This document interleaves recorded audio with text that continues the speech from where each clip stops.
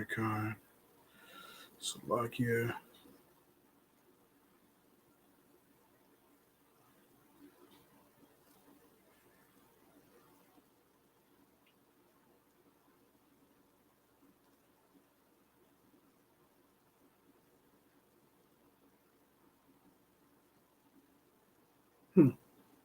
All right. We're going to go ahead and go into it. Go ahead and get started. First and foremost, I want to give all praise, honor, and glory to the Most High God, Yahweh, Bahashem, Hamashiach, Yahushai. Today's lesson, as you can see, is that this covenant will be back again, the Adamic covenant. Just showing what parts of the Adamic covenant is coming back to the new covenant. What we call the new covenant, what parts of the Adamic covenant is coming back to the new covenant. So this is going to be an actual, precept upon precept. Well, somewhat lesson. Grab your pens, grab your papers, and we're going to jump into it. It ain't going to be too long, though. So basically what I'm showing about the Adamic covenant, just to give you all a heads up and some of the points, is dominion over the earth and dominion over the animals.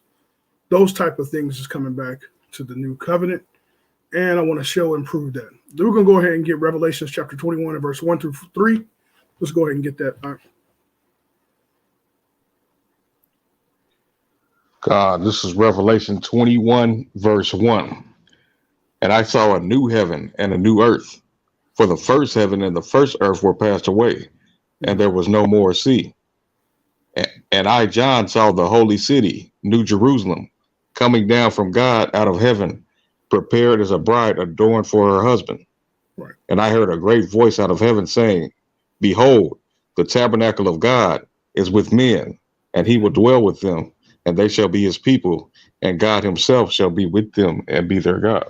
Right. So the tabernacle of God will dwell with men, and the tabernacle is just a dwelling place where the Most High God will be, or well, he will come, and where he's stationed. Right. It's a stationary place, and the new heaven and the new earth. Well, Salakia, it will be here on earth. Heaven is going to be here on earth. That's what I wanted to bring out when it came to Revelations 21, 1 through 3. Heaven is going to be here on earth. It says, and I saw a new heaven and a new earth, right? So it doesn't mean that this earth is going to be completely gone away. All the people are going to be switched to a whole nother different earth. It's going to be it's going to seem like that, but just there's not going to be any pollution in the skies, no more how you say that? Chemtrails. Which some people might say this. Some people might say that's a conspiracy, right? Some people may not believe in the chemtrails. Be on the lookout for that podcast. Hey, talk about it, Doc. Talk about it. We got a podcast coming up. We might actually do it on this channel, though. So, Iron Council podcast, Gatekeepers. It's going to be live, full in effect, Lord willing, tomorrow night on the Feast of Dedication. It might be on here, it might be not. Be on the lookout. Iron Council podcast, right? So, but next Sabbath is what we're really going to get into some conspiracy theories, right? But the point of me bringing this out is just to show that heaven is going to be right here on earth. Did you have any points you want to bring out?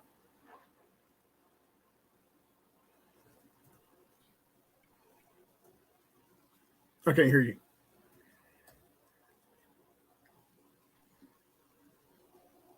Nah. Okay, there we go. I think I got a lag. Oh, okay. Let's get Genesis chapter 1. We're going to run through this. This ain't going to take too long. Genesis chapter 1. Oh, wait, no. Let's get that new covenant for me, Baba. Go ahead and read that whenever you got it.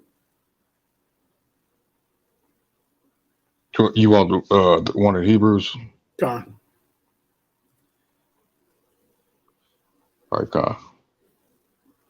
So if you don't know, if you're new to the truth, and if you do not know about the new covenant, you can find the new covenant in two places. That's Jeremiah 31 and 31 and Hebrews 8 and 8. We're going to bring out the Hebrews 8 and 8 just to show you a little bit of the new covenant and what it consists of and who it's going to be, who the new covenant is going to be for. Who is it to and who is it for? Go ahead, Art. Okay. This is Hebrews 8, verse 8. For finding fault with them, he saith, Behold, the days come, saith the Lord, when I will make a new covenant with the house of Israel and with the house of Judah. Who is he making the covenant with? Not according to the covenant that I made with the house of Israel and with the house of Judah. Okay, go ahead. Not according to the covenant that I made with their fathers in the day when I took them by the hand to lead them out of the land of Egypt, because they continued not in my covenant, and I regarded them not, saith the Lord. Okay. So, for this is the covenant that I will make with the house of Israel. Go ahead.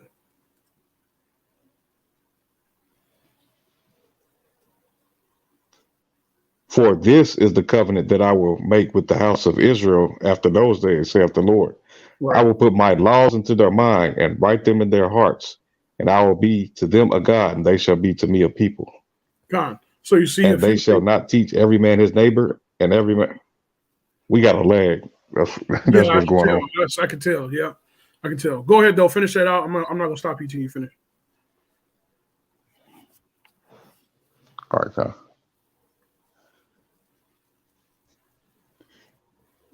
Verse 11. And they shall not teach every man his neighbor and every man his brother, saying, Know the Lord, for all shall know me, from the least to the greatest. God. So you see a few things. You see the covenant is being made with the nation of Israel, Judah, and Israel, the northern and the southern kingdom. So the whole family of Israel, the covenant is being made with those people. The laws are being put into their hearts, is being put into their mind, and the Most High God is going to be a God to them, right? He's going to rule over them. And he says he will be a God to them, and they shall be his people. So these are some of the things that you're going to see in the new covenant, right? So one of the things that I do want to pull out when it comes to the Adamic covenant, since this is what we're talking about, go ahead and get Genesis 1 and 23. So like here, Genesis 1 and 26. Genesis 1 and 26. Get that for me. And just to show people a little bit of what the Adamic covenant has, that what's going to transition over to the new covenant. Go ahead, Art. This is Genesis 1, verse 26. And God said, Let us make man in our image, after our likeness, and let them have dominion over the fish of the sea, and over the fowl of the air, and over the cattle, and over all the earth, and over every creeping thing that creepeth upon the earth. God. So it says, let them have dominion over the earth.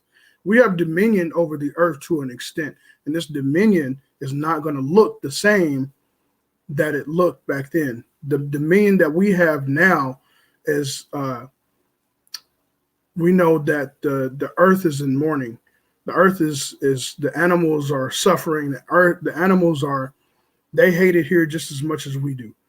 So this is not the type of dominion that the Most High God had in mind when it came to the nation of Israel ruling over the earth, Adam ruling over the earth. So the dominion, what it looks like is, which what we're going to get into a little bit too. As a matter of fact, we might as well go ahead and get into it now so I don't just give it away. Go ahead and get that Job, unless you have something that you want to bring out first. But here you see it says, let them have dominion over the earth. So, Shalom, family, Shalom. It says, let them have dominion over the earth. So it says, let them have dominion over the fish of the sea, the fowls of the air, and over the cattle. So, and a little bit of what it looks like and what it's going to look like is what Noah had dominion, how Noah had dominion and communicated with the animals. He was able to have a connection with the animals to where he didn't have to become physical with them or violent with them. It wasn't that way. So let's get that Job. Go ahead and jump into it. God, this is Job 5, verse 23. For thou shalt be in league with the stones of the field, and the beasts of the field shall be at peace with thee. Mm-hmm. So can you get that definition of league? Do you have that? And if you don't worry about it. I'll get it if you don't. Hold on. I can get it. Okay, Con. But it says, just says that they shall be in league with us, right? So we're going to be in league with the animals. He's going to get the definition of what league is and what it means. But we will be in league with the animals, right?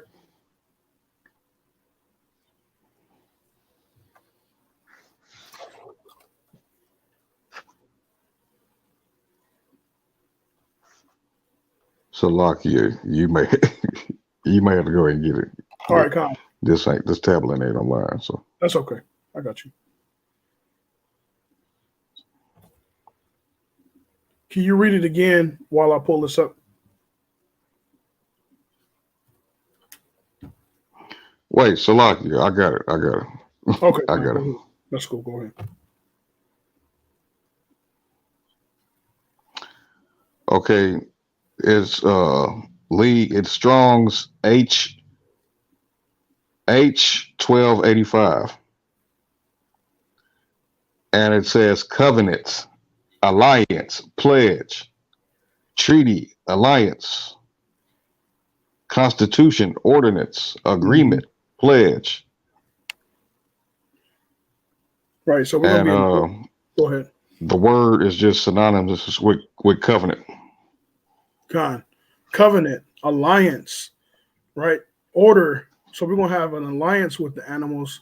We're gonna have some kind of an agreement with the animals that we're gonna have a communication and an understanding with each other, right? The animals and the Israelites are gonna have an understanding again, like we used to have on earth, like Adam had, like Noah had. We're going to have that communication again to each other, to where we're going to be in league with each other. We're going to have understanding with each other, and it's just going to be a good understanding and a good communication.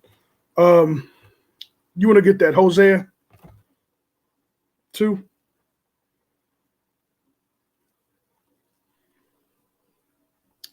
God.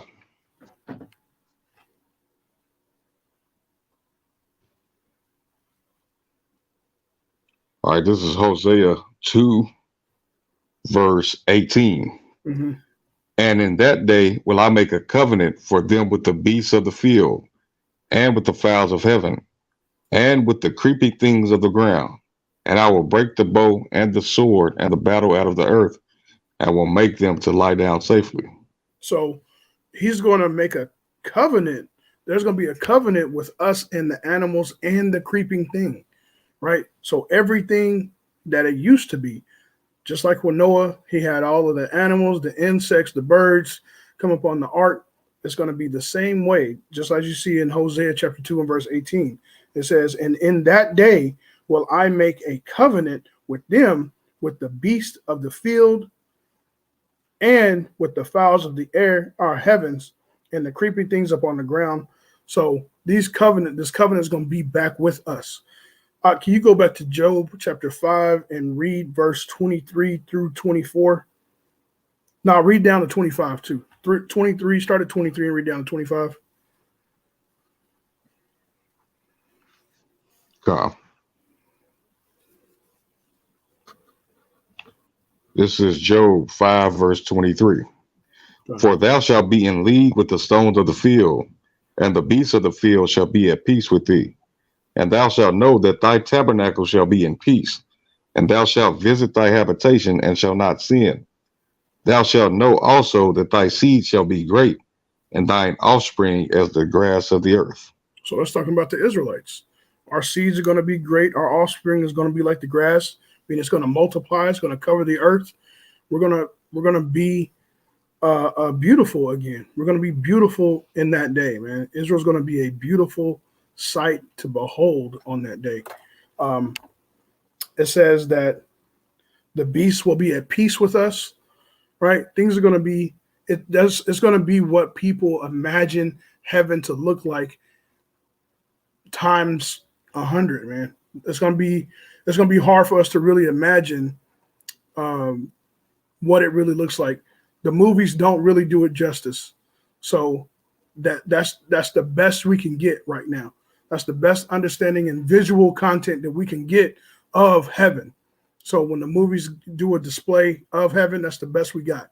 But it's gonna be an experience like no other. You know what I'm saying? So, but this covenant, my point of having this discussion is that the dominion over the animals is going to be strange to us. So it's going to be something like I don't want to get too far off into comics and you know, but you see it in the comic books and you see it in the movies. Like what Aquaman has, he talks to the fish and communicates with them. He's at league with them. He talks to him. He can communicate with him. There's another one show called The Boys. I think that's what it's called.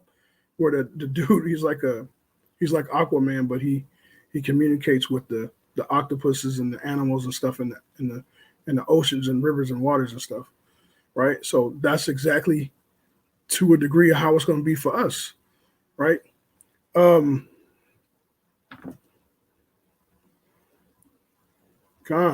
but it's going to be even better than that. Heaven 777, right? It's going to be better than that. But yeah, they had a connection with them too. It did. Let's get Isaiah chapter 11 and verse 6 through 9. Baba Kusha. Isaiah 11, 6 through 9.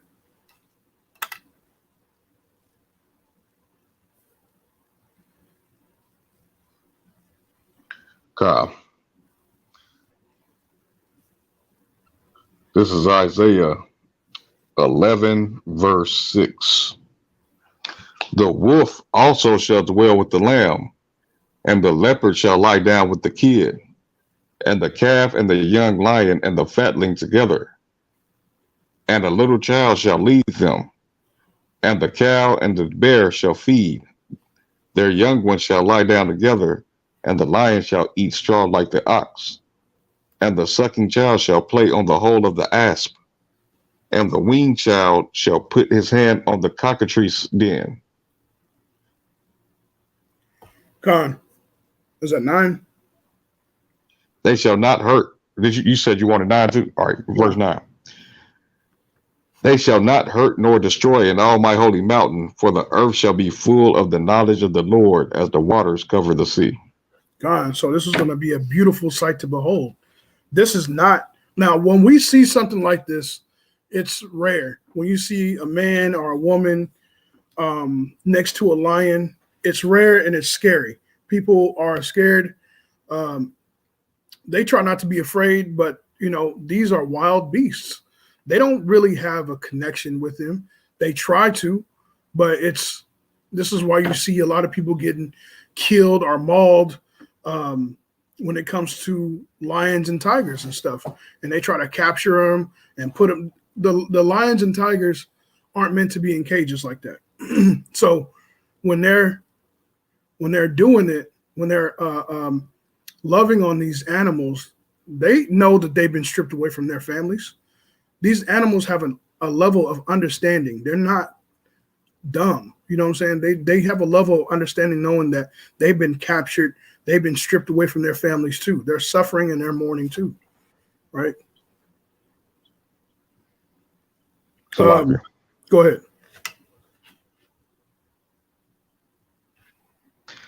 Like when we saw the lions that was in the circus, they had the lions getting in the cage, and I think it was about 7 lions, and before they attacked, they let all the lions get in the cage, and they let their trainer lock and close the gate before they attacked them.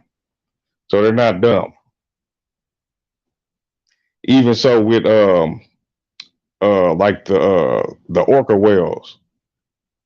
They they would wait until they get the trainer out in the middle of the pool, and then like take them all the way down and drown them. Like, so they know they in captivity, and they know they being oppressed too. So even they hate them. Gone.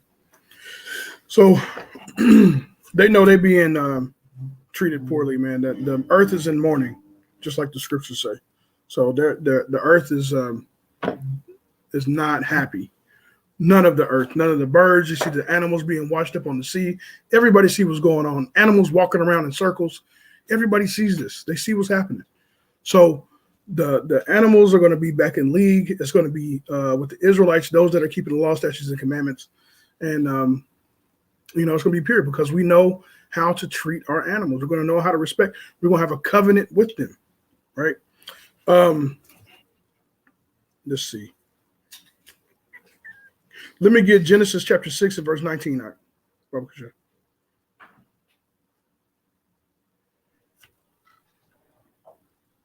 God. This is Genesis 6, verse 19. And of every living thing of all flesh, 2 of every sort shalt thou bring into the ark to keep them alive with thee. They shall be male and female. Verse 22, Slakia. Jump down to 22. Oh, Slakia. Verse 22. Thus did Noah, according to all that God commanded him, so did he.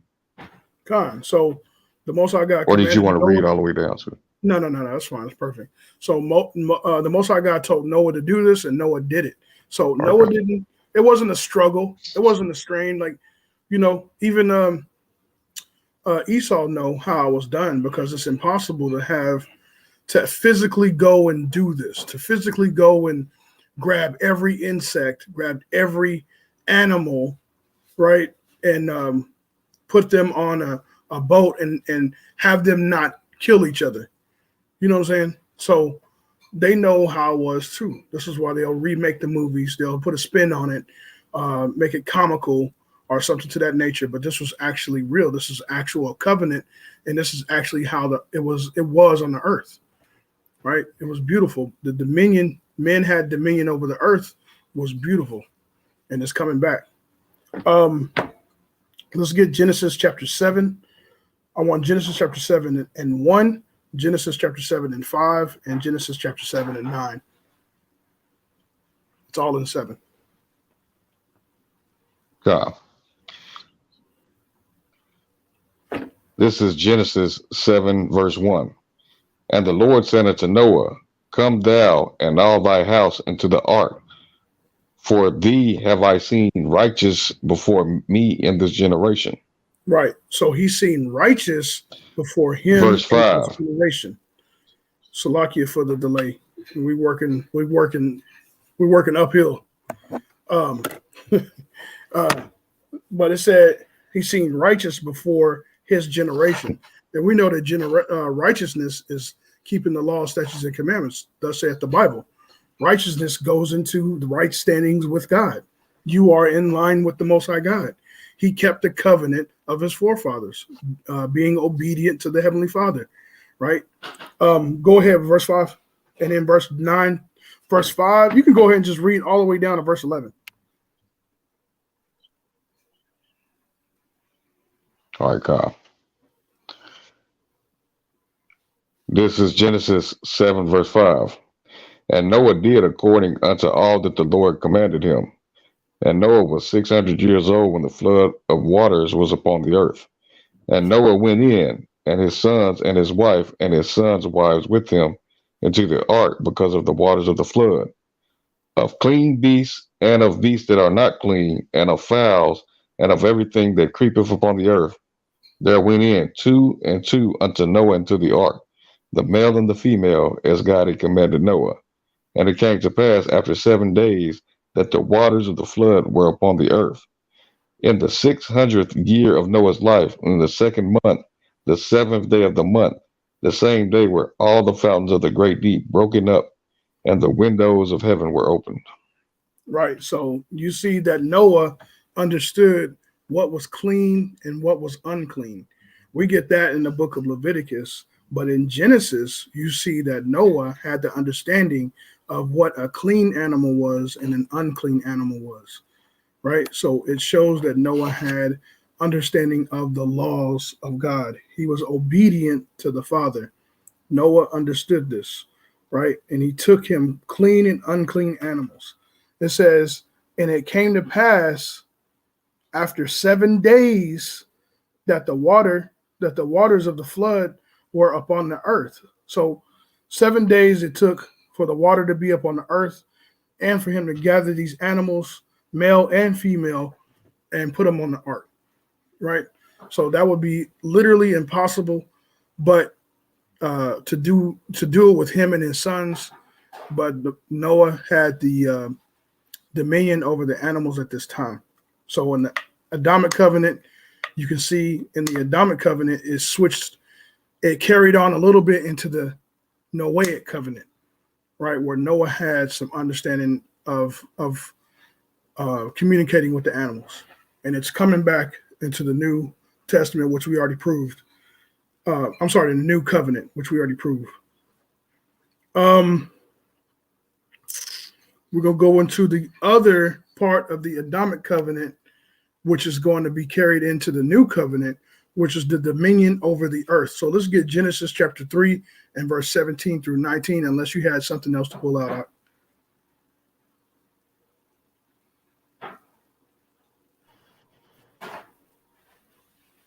Law. God, go ahead. All right, God. This is Genesis 3 and 17. And unto Adam he said, because thou hast hearkened unto the voice of thy wife, and hast eaten of the tree of which I commanded thee, saying, thou shalt not eat of it. Cursed is the ground for thy sake, in sorrow shalt thou eat of it all the days of thy life. Thorns also and thistles shall it bring forth to thee, and thou shalt eat the herb of the field. In the sweat of thy face shalt thou eat bread, till thou return unto the ground, for out of it was thou taken. For dust thou art, and unto dust shalt thou return. Right. So you see here that when Adam fell, the earth got cursed. The earth is cursed. Cursed is the ground for thy sake. So because Adam listened to his wife and followed after his wife, the earth, the whole planet got cursed. The whole earth got cursed, right? And because of that, we would have to work with the sweat of our brow and labor hard for it. We would become husbandries. Is that what it's called? It's called husbandry, where you have to go in and plow and plant herbs, and it would just be laborious work. It would be hard. God. But it talked about thorns and thistles shall bring forth to thee, where you'll be plucked. You'll be, our forefathers are picking cotton, and they, pricking their fingers, and they're bleeding, and they're developing calluses on their hands. It's hard work. And this is the type of thing that happened when Adam and the Adamic covenant, when he fell, but it's coming back, right? Let's get Isaiah chapter 25 and verse 6. And if you got any precepts, go ahead and go into it. But it's Isaiah 25 and 6.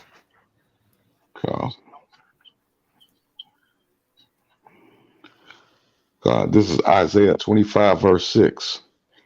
And in this mountain shall the Lord of hosts make unto all people a feast of fat things, a feast of wines on the lees, of fat things full of marrow, of wines on the lees well refined.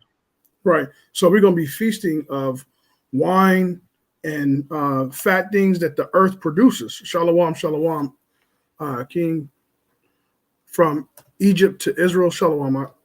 But we're going to be feasting on these things. We're going to be feasting on the fatness that the earth is going to bring, right? It's going to bring forth grapes and watermelon and all kinds of beautiful vegetation that we used to have. And, but we saw the earth being cursed at the beginning. And then the new covenant is going to come back to where the earth is going to start to produce. It's going to be energetic. It's going to bring forth vibrant fruit and vegetation. You know what I'm saying? Like we have never seen before. And we're going to eat it, and it's going to give us nutrients that we haven't had before. Right. I know, we probably won't even really have to drink water like we used to, or like we do now, because we're going to be hydrated just from the vegetation and fruit that we eat. Shalom, Shalom Nazar. So we're going to be, the earth is going to bring forth its strength again, right? That's what's coming back in the new covenant. So you're going to see this part of the Adamic covenant coming back to the new covenant. So if you got anything, go ahead. But let's get the book of Numbers chapter 13 and verse 23.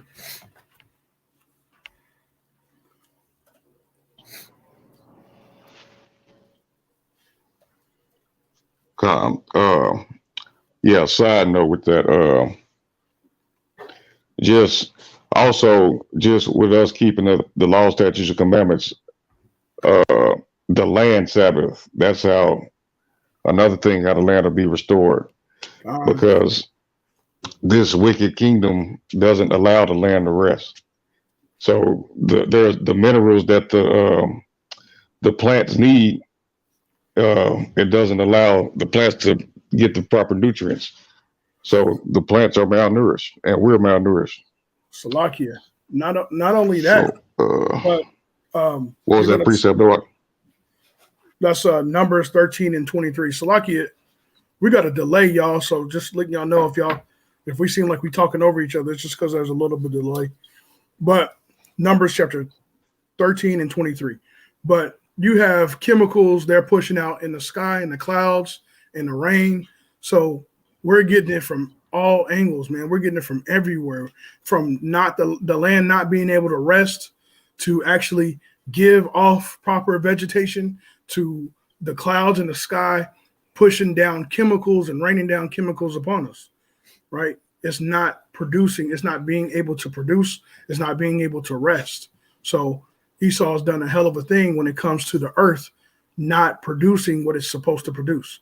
It's not even like, and then on top of that, like we can go into the shoes that we walk. They just found out, they just did scientific study and research showing how 15 to 20 minutes of walking on the ground with your bare foot increases your heart and your energy in your body and your blood pressure and everything tremendously.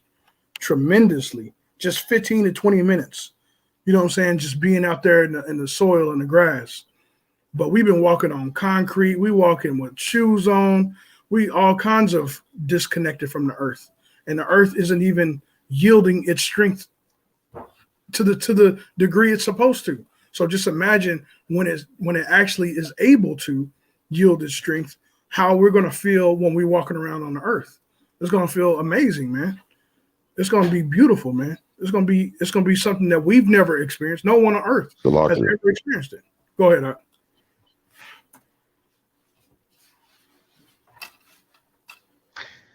And not only are we walking on concrete with shoes on, underneath that concrete, you got all kind of electrical wires and electrical circuits.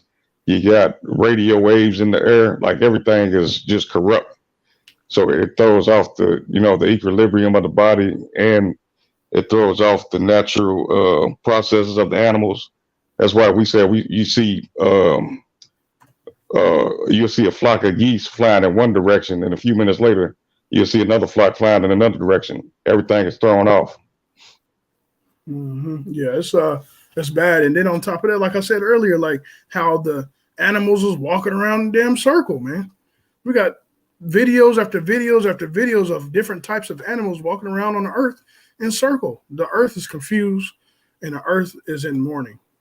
You know what I'm saying? So this is a bad situation that we're in, man. Lord willing, brothers and sisters can keep the laws and statutes and commandments and having faith that Yahweh Shai is coming back to redeem them and get out of here and get redeemed back for our rightful position, our rightful state. Hopefully, a hopeful elect, hopefully being redeemed, right?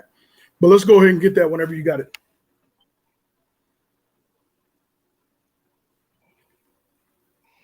God, this is Numbers 13, verse 23.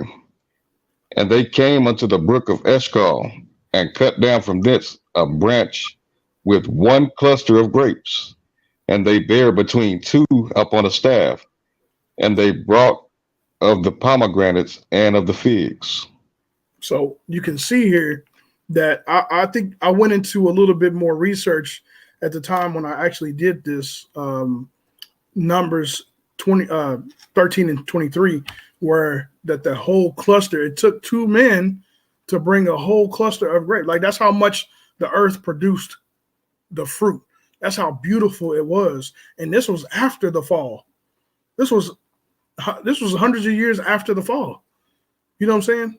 This is not when the earth was at its fullest strength, but you still see men having to carry a cluster of grapes. It took men to carry clusters of grapes. So just imagine when we are in our rightful position, how the earth is going to produce its vegetation, man. Let me get Genesis chapter 4, 1 through 2. And then we're going to jump down from 2. We're going to jump to 6, 6 through 12.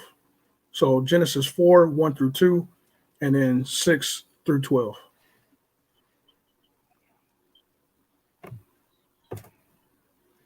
God, this is Genesis 4 and 1. And Adam knew his wife, and she conceived and bare Cain, and said, I have gotten a man from the Lord. And she again bare his brother Abel, and Abel was a keeper of sheep, but Cain was a tiller of the ground. Okay. Go ahead and jump down to 6.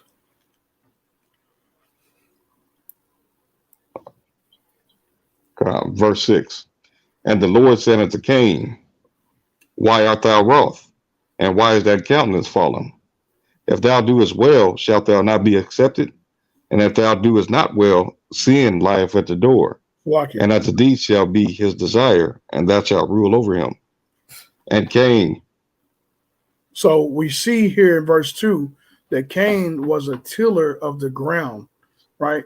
Abel was a keeper of sheep, but Cain tilled the ground. So this was when his father had the earth cursed, but it still wasn't to the point or to the degree that we were at.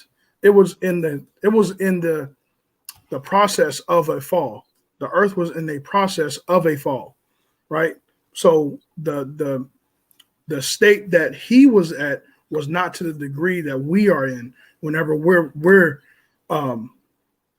having to rake up rocks and stuff just to plant a garden. You know what I'm saying? Like where my mom, she stays in a rural area, and it's just a bunch of rocks. Like it's like to till the ground is like, it's miserable, man. It's like you need a whole tractor to pull up all of these big old rocks that's in the ground just to try to get a decent garden. You know what I'm saying? Like it's not good, man. It's a lot of work. It's a lot of labor. But go ahead and finish where you were at.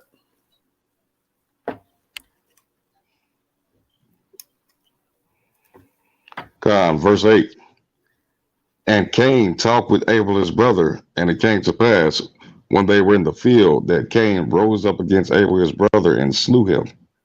And the Lord said unto Cain, Where is Abel thy brother? And he said, I know not. Am I my brother's keeper? And he said, What hast thou done? The voice of thy brother's blood crieth unto me from the ground. And now art thou cursed from the earth, which hath opened her mouth to receive thy brother.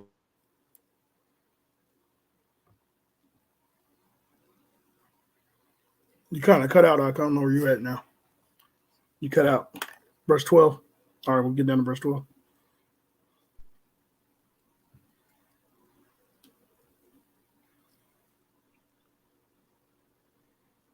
Verse 12.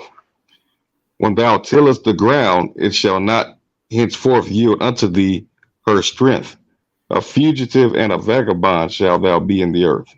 Right. So it says, so when Cain, he also helped further the curse of the ground when he killed his brother Abel. When he killed his brother Abel, it even put more of a curse on the ground. And it says, verse 12, and when thou tillest the ground, it shall not henceforth yield unto thee, unto her strength, unto thee her strength. Right. So even more so when Cain did it, it further made the ground um, less, right? It made the ground even less of producing a fruit and yielding her strength, right? So this is what we see in the covenant of the Adamic covenant that was going to come back to the new covenant again, where we will have dominion over the animals and we will have dominion over the earth again, right? And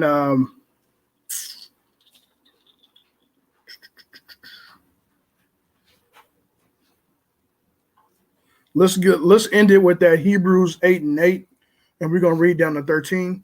But for the most part, that was my point. I believe everybody's got the point of the dominion over the animals and the dominion over the earth is coming back from the Adamic covenant to the new covenant again.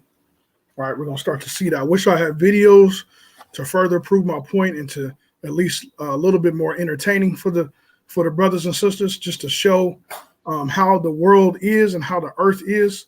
Where we got a lot of animals walking around and wondering, it's just bad for everybody. It's bad for the people and it's bad for the earth, right? But it's our fault. We got to get back to our rightful position. We got to start keeping these law, statutes, and commandments. The animals and the earth is waiting on us to get back in order. And we got to do our part to get back in order, right? If we really love the earth like we say we do, that's something that we would do. If we really love the animals like we say we do, we would start to keep the laws of the Most High God. We would actually start to do that, right? Because it's for its benefit. It's for our good and for the earth's good. Go ahead, Doc.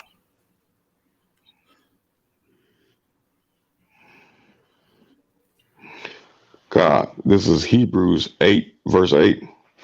For finding fault with them, he saith, behold, the days come, saith the Lord, when I will make a new covenant with the house of Israel and with the house of Judah, not according to the covenant that I made with their fathers in the day when I took them by the hand to lead them out of the land of Egypt, because they continued not my covenant, and I regarded them not, saith the Lord.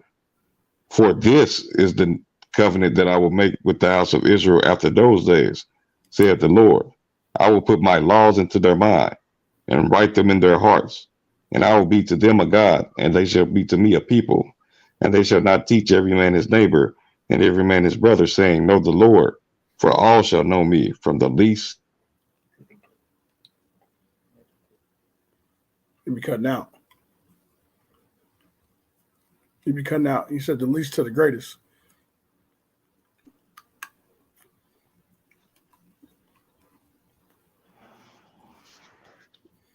You start back at 12. Can you start at 12? Verse, what you want, verse 12? Yeah. You can start at verse 11. Verse 11 is good. God, for I will be merciful. Verse 11, and they shall not teach every man his neighbor and every man his brother, saying, know the Lord, for all shall know me, from the least to the greatest. For I will be merciful to their unrighteousness, and their sins and their iniquities will I remember no more. And that he saith, a new covenant he have made, for the first old, now that which decayeth and waxeth old is ready to vanish away. So you see here that we're not in this covenant. We are not in the new covenant yet, but we will be, Lord willing, we make it there. You know what I'm saying? Lord willing, we make it there. But we got to do our part. We got to play our position. There's a lot of things in this Hebrews 8 and 8 that we are not here yet. But we saw in the book of Hosea that this covenant that's coming, it says in those days, there's a covenant coming where the animals will be back in league with us.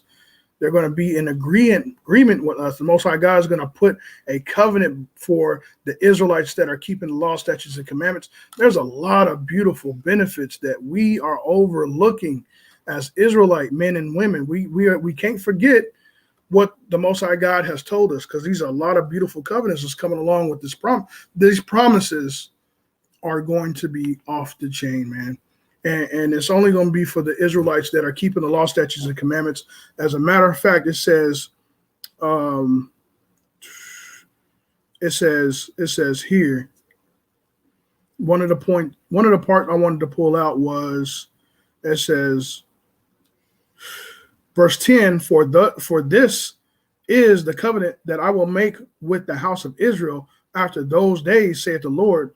I will put my laws in their hearts, in their minds, and write them in their hearts. So when we get to this point, we're not going to have no choice. We're not going to have an opinion about it. It's already established. It's already been written, right? The Most High God is already going to put these laws in our hearts and our minds, and we're not going to be able to go off. We're not going to be able to disagree or disobey the Most High God. The Holy Spirit is going to be in us to where we're not going to have the thought or the ability to sin. We won't have that ability no more. Hallelujah. Yeah. All praises to the Most High God, man. We won't have that ability to go off no more, right? But there's a promise and a blessing that comes with that, and that promise and that blessing is the covenants, right? The covenants that the Most High God is going to make with us, and the animals and the earth again, man. It's going to be a beautiful time to behold. It's going to be a beautiful sight to see, man. And with that, I'm going to leave y'all by saying peace and blessings. Give all praise, all honor, and all glory to the Most High God, Yahweh, by Hashem, Hamashiach, Yahweh Shai. Shalom, Mabarak, Mashbakah. Peace and blessings.